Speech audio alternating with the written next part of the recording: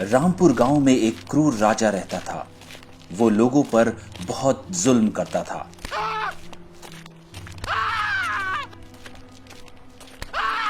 उस गांव में कोई भी खुश नहीं रह सकता था। अगर कोई भी हंसता हुआ दिख जाए तो राजा उसे जेल में डाल देता था, जिसकी वजह से लगभग आधे से ज्यादा गांव वाले जेल के अंदर ही रहते थे। यहां तक कि अगर कोई औरत घर के बाहर दिख जाती थी तो राजा उन्हें भी जेल में डाल देता था। गांव एकदम सुनसान सा था। रास्ते शांत थे, कहीं कोई भी नहीं दिखता था।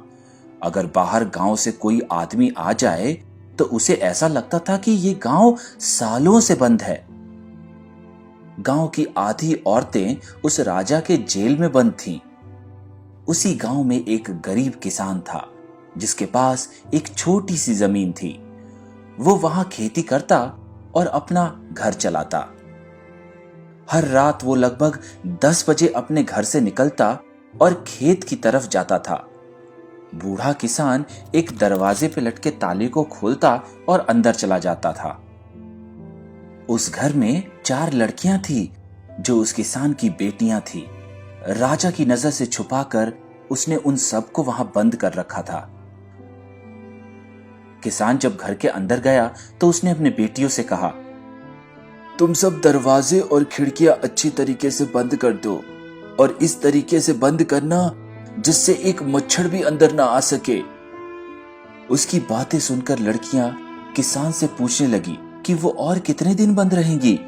वो सब इस जेल में ही छोटे से बड़ी हो गई हैं। उन्होंने कहा, आप इस उम्र में इतनी रात यहाँ आते हैं, पूरे दिन खुद खाना बनाते हैं, उसका ख्याल भी वो सब नहीं रख पाती हैं। बच्चों, मेरे लिए तुम सबको सुरक्षित रखना ज्यादा जरूरी है और राजा की नजर में अगर तुम लोग आ गए तो फिर तुम सब भी जेल में चले जाओगे। किसान ने अभी अपनी बात पूरी भी नहीं की थी कि उसकी बेटियों ने कहा कि वो इस चक्कर में और कितने सालों तक बंद रहेंगी। इस तरीके से वो उन्हें कब तक छुपा के रख पाएगा। उन्हें तो ना समय का ज्ञान है और ना ही बाहर की दुनिया का।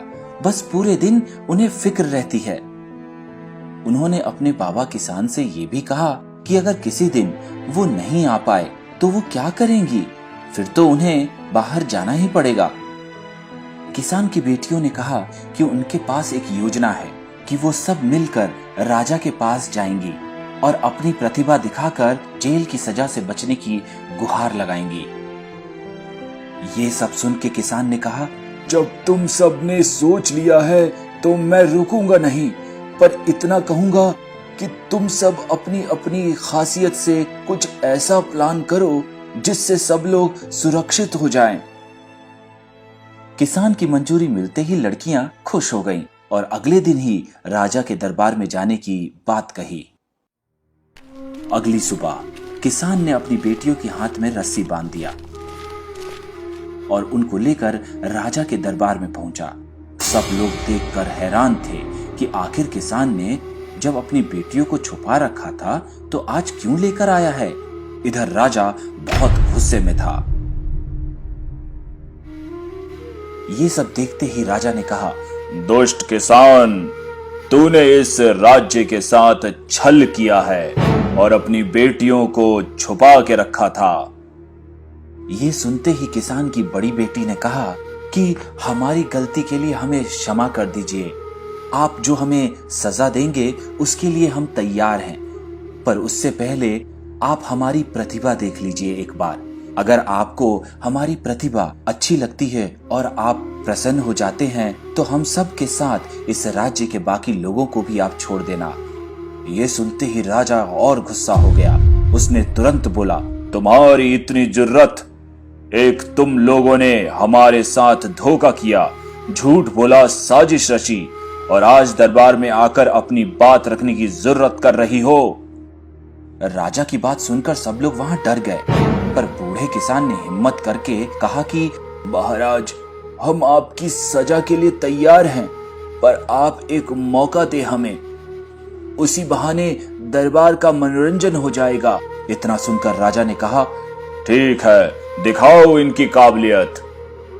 किसान की बड़ी बेटी ने कहा कि वो ऐसा नृत्य करती है जिससे देखकर ना चाहते हुए भी लोग खुशी से उसके साथ नाचने लगेंगे, उनके पांव खुद ब खुद थिरकने लगेंगे। अगर तुम्हारे नृत्य से मैं नाचने लगूं तो फिर मैं तुम्हारी सजा माफ कर दूंगा। राजा के आदेश को सुनकर दरबार में बड़ी बेटी के नृत्य का इंतजाम किया गया। बड़ी बेटी ने जब अपना नृत्य शुरू किया तो देखते ही देखते सारे दरबारी थिरकते हुए नजर आने लगे। यहाँ तक कि राजा अपनी आंखें बंद करके तालियां बजाने लगे। थोड़ी देर बाद जब उसने अपना नाच बंद किया तो राजा बहुत गुस्से में आ गए। उसने कहा, तुमने मेरा समय खराब कर दिया। सिपाहियों, डाल दो इसको जेल में। पर महाराज, आप उसके नृत्य से खुश थे। खैर, आप मेरी दूसरी बेटी को मौका देकर देखें। किसान की दूसरी बेटी ने कहा कि वो ऐसा खाना बनाती है जिससे खाने वाले का पेट भर जाता है पर मन कभी नहीं भर पाता है, और इसके लिए उसको सिर्फ 1 घंटा ही चाहिए। सिर्फ 1 घंटे में? ठीक है, तुम सारे दरबार के लिए 56 भोग बनाकर दिखाओ। इतना सुनते ही दूसरी बेटी आज्ञा लेकर राजा की रसोई में गई।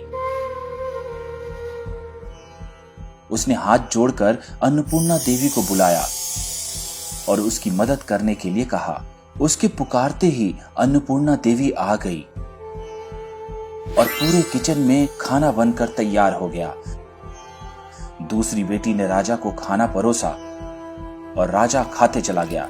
राजा का पेट भरकर गुब्बारे जैसा फूल चुका था, पर जिद्दी राजा अभी भी मानने को तैयार नहीं था। किसी तरीके से तीसरी बेटी ने अपनी काबिलियत दिखाने की गुहार लगाई और बस 1 ग्लास पानी की मांग की। राजा कुछ भी सुनने को तैयार नहीं था, पर उसने सोचा कि देखते हैं क्या करेगी ये 1 ग्लास पानी से। किसान की तीसरी बेटी ने हाथ जोड़कर जल देवता को याद किया। देखते ही देखते वो 1 ग्लास पानी पूरे नदी की तरह बन गया। हर तरफ पानी भरने लगा। राजा इतना खाना खा चुका था कि वो भाग भी नहीं पा रहा था। किसान की सबसे छोटी बेटी ने अपने बालों को खोलकर एक चादर की तरफ फैला दिया, जिस पर किसान और उसकी बेटी बैठ गई और वो लोग वहां से हवा में उड़कर निकल गए। देखते ही देखते राजा का पूरा महल जलमग्न होने लगा। वहां के बाकी लोग जो जेल में बंद थे वो भी बाहर आ गए।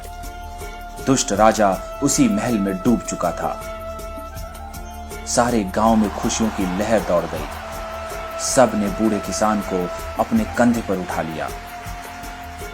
किसान की बेटियां कोई साधारण लड़कियां नहीं थी, परियां थी वो। सबकी जय जयकार सुनने के बाद उन सब ने परियों का रूप ले लिया और गांव में सब खुशी खुशी रहने लगे।